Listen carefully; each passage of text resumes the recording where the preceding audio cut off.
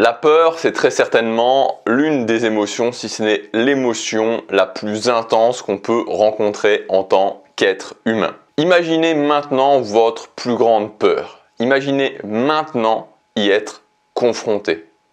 Qu'est-ce que vous ressentez?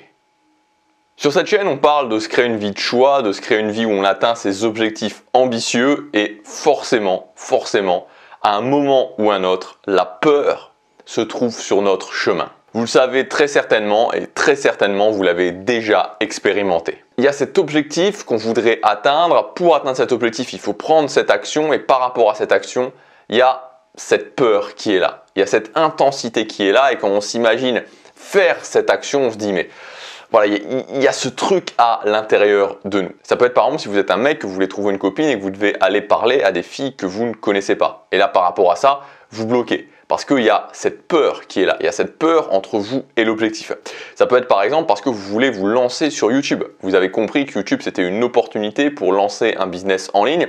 Vous voulez faire des vidéos sur YouTube, mais l'idée de faire des vidéos, de vous exposer, de montrer votre tête et forcément qu'il y ait des gens qui vous critiquent, qu'il y ait des gens, voilà, qu'il y ait le jugement en face de vous des gens, ça vous fait ressentir cette émotion de peur et vous bloquez. Et en fait, plus généralement, et ça il faut bien comprendre, derrière chaque domaine de vie que je veux transformer, il y a une peur. Et c'est l'une des raisons, peut-être même la raison principale pour laquelle les gens finalement ne transforment pas réellement leur domaine de vie ou vont dévier vers des choses différentes que la transformation concrète de leur domaine de vie, tout simplement parce qu'il y a de la peur. Alors dans cette vidéo, je vais vous donner les 4 points, les 4 choses qui m'ont le plus aidé à aller au-delà de mes peurs. On va avoir une façon de voir la peur, une nouvelle façon d'envisager la peur. On va comprendre aussi les 2 carburants principaux de la peur. Je vous donnerai une méthode, la méthode principale que j'utilise pour dépasser n'importe quelle peur et on conclura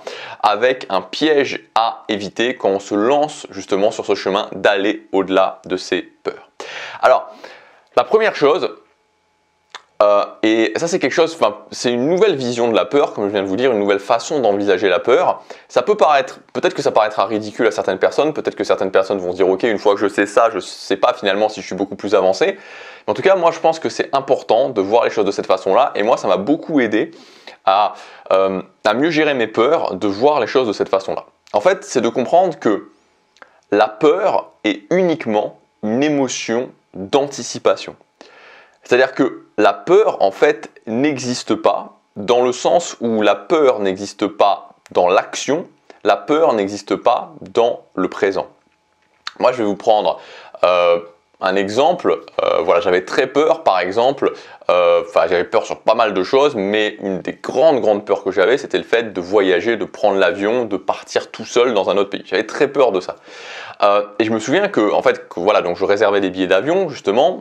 Je vais vous expliquer ensuite, on va venir justement à la méthode. Et quand la date approchait, j'avais ces moments intenses de peur qui étaient là.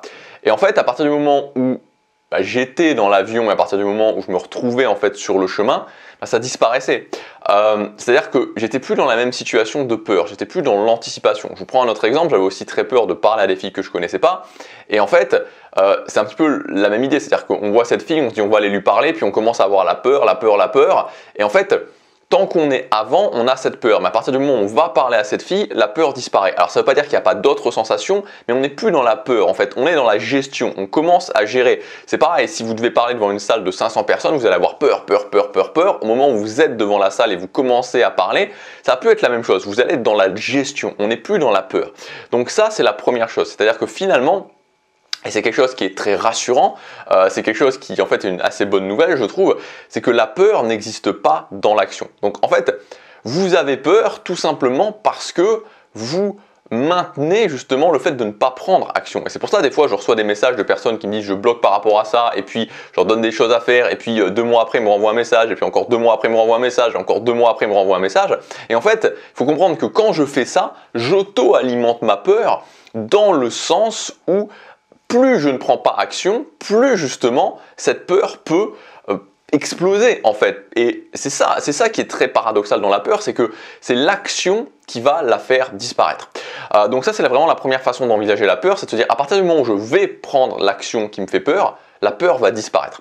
Deuxième chose, et c'est assez lié à ça, c'est que les deux carburants de la peur sont premièrement le temps. La peur se nourrit avant tout du temps, la peur se nourrit avant tout du délai. Donc quand vous avez peur de prendre une action, il faut bien comprendre qu'à chaque fois que vous repoussez cette action, que vous dites j'ai peur, je le ferai plus tard, dans un jour, dans une semaine, vous faites grandir votre peur. Voilà. Donc le meilleur moyen en fait d'étouffer cette peur, exactement comme un feu qui commence, c'est-à-dire qu'un feu qui commence, vous pouvez prendre une couverture et étouffer le feu rapidement avec cette couverture. Mais une fois que le feu il est en train de brûler toute la maison, voilà, ça va être beaucoup plus compliqué, voire impossible d'utiliser une couverture. Ça ne va plus fonctionner. La peur, il faut vraiment la visualiser comme un feu. C'est exactement comme un feu. Et donc, plus vous enlevez le temps et plus vous allez l'étouffer rapidement. Donc vraiment, quand vous avez peur, la meilleure chose à faire, c'est justement de le faire et de le faire le plus rapidement possible. Et ça, c'est notamment un des conseils de Grant Cardone dans son livre juste ici, The 10X Rules, où il explique que lui, donc, il faisait, il prospectait, vous savez, il faisait des appels à froid pour prospecter les gens, pour leur vendre des choses. Et des fois, il avait très peur de faire un appel, et quand il ressentait cette peur, il le faisait directement. Il passait à l'action directement, parce qu'il savait que plus il laissait du temps, et plus la peur allait grandir, plus le feu allait brûler. Donc ça, c'est le premier carburant de la peur, c'est le temps. Le deuxième carburant de la peur, c'est les pensées. C'est-à-dire que plus j'y pense et je nourris cette peur en pensée, plus elle va grandir. Donc encore une fois, là, ce que vous pouvez faire par rapport à ça, c'est d'essayer de ne pas mettre des pensées sur cette peur. Et comment on évite de mettre des pensées dans une peur? On se concentre sur le présent. Comment on se concentre sur le présent? En essayant d'avoir une organisation, en essayant de faire ce qu'on doit faire, de se dire ok, aujourd'hui je dois faire ça et je me concentre là-dessus. Troisième point, et donc on vient à la méthode qui pour moi est la méthode de destruction massive de toutes les peurs, de quasiment toutes les peurs, c'est la méthode de la désensibilisation. Donc la méthode de la désensibilisation, il faut vraiment voir ça comme si vous aviez une échelle en fait, et que tout en haut, il y a la fin de votre peur, et que vous allez mettre des barreaux justement à cette échelle, et vous allez grimper petit à petit les barreaux. Et c'est ça qui permet vraiment d'aller au-delà de ces peurs. Donc en fait, toute l'idée est de trouver le juste milieu entre qu'est-ce qui me challenge assez pour que je puisse quand même le faire, mais que ça me challenge pas trop non plus pour que je ne rentre pas dans un état de panique totale. Moi, je reprends cet exemple des voyages, c'est-à-dire que quand j'avais très peur de voyager, ce que j'ai fait, c'est que j'ai commencé à voyager en Europe avec quelqu'un, avec un ami, parce que je me sentais pas de voyager en Europe tout seul. Quand j'ai eu fait ça quelques temps, je me suis dit ok, ce que je vais faire, c'est que j'ai voyagé en Europe tout seul dans un endroit où j'ai déjà été avec cet ami. Donc par exemple, j'avais le tout premier voyage que j'ai fait seul, je crois, si je dis pas de bêtises, c'était Berlin, il me semble. Parce que j'avais déjà été 2 fois ou 3 fois, je crois même. Donc voilà, j'y suis retourné. Et ok, j'ai pu passer un cap, etc., etc. Puis après, j'ai fait de l'intercontinental à plusieurs, voilà, avec un ami. Et après, voilà, j'ai fait de l'intercontinental tout seul. Donc tout ça pour vous dire que voilà, et ça s'est fait vraiment sur la durée. Alors que si je m'étais dit dès le départ, ok, je vais partir, je sais pas moi, je vais partir faire en Amérique du Sud tout seul dès le départ, voilà, j'aurais pas pu gérer la situation. Donc c'est vraiment de cette façon-là que vous allez pouvoir gérer vos peurs. Je fais quelque chose qui est suffisamment challenging pour avancer sur cette peur, mais pas trop challenging non plus. Voilà, c'est la méthode de la désensibilisation. Donc je vous invite à utiliser cette méthode, ça fonctionne pour toutes les peurs. Une peur très commune, c'est les vidéos sur YouTube. Je vais commencer à tourner des vidéos sur YouTube. Enfin, je vais commencer à tourner des vidéos. Et ces vidéos, je ne vais pas forcément les publier. Ouais, de cette façon-là, je vais pouvoir monter petit à petit. Et une fois, par exemple, que j'ai mis des vidéos, elles sont en ligne, elles ne sont pas publiées, je me dis, ok, à un moment donné, je vais en publier une. Et boum, j'en publie une. Et ça y est, c'est fait. Voilà, j'ai publié une vidéo sur YouTube et j'ai passé ce cap. Voilà, j'ai passé ce cap d'enfin commencer à faire des vidéos. Et enfin, quatrième chose que je voulais vous dire par rapport à ça, c'est cette idée. C'est le piège à éviter par rapport à ces peurs. Moi par exemple, j'ai peur de sauter à l'élastique. Voilà, sauter à l'élastique, ça me fait peur. C'est-à-dire que si demain vous me mettez en face d'un élastique, d'un précipice relié à un élastique, je ne sais pas si je le fais honnêtement, parce que j'ai vraiment peur. Mais en fait, l'idée c'est est-ce que si j'allais au-delà de cette peur de sauter à l'élastique, est-ce que ça changerait grand-chose à ma vie? J'ai peur, par exemple, un truc que j'aime pas spécifiquement, c'est les serpents. Est-ce que ça changerait grand chose à ma vie si j'allais au-delà de cette peur des serpents?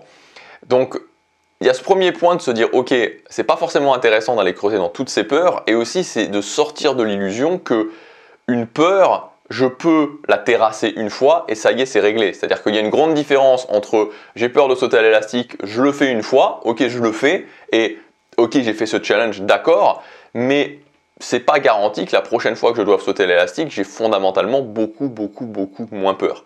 Il faut sortir vraiment de cette idée que la peur, je peux la régler en une fois. Moi, j'ai travaillé beaucoup de peurs, vraiment, je les ai vraiment travaillées au corps, des peurs intenses que j'avais, et je peux vous dire que c'est rarement en une fois. C'est-à-dire que ça prend du temps, ça prend beaucoup de temps. Donc, autant sélectionner des peurs qui sont des murs face à des objectifs que vous voulez atteindre. Parce que sinon, je trouve que c'est moins intéressant. Voilà pour cette vidéo, j'espère qu'elle vous aura aidé. Si vous voulez aller plus loin, je vous rappelle que vous pouvez télécharger ma ressource gratuite, les outils du succès. C'est un package de ressources pour pouvoir prendre le contrôle de votre quotidien, faire en sorte que chaque journée compte. Et en même temps, c'est intéressant de voir ça par rapport à cette vidéo sur les peurs, c'est que prendre le contrôle de son quotidien, savoir organiser ses journées, se dire ok, j'avance chaque jour, ça permet aussi, quand j'ai des moments de peur, quand j'ai des moments challenging dans ma vie, de pouvoir ne pas alimenter ma peur en pensée, de me concentrer sur ce que j'ai à faire.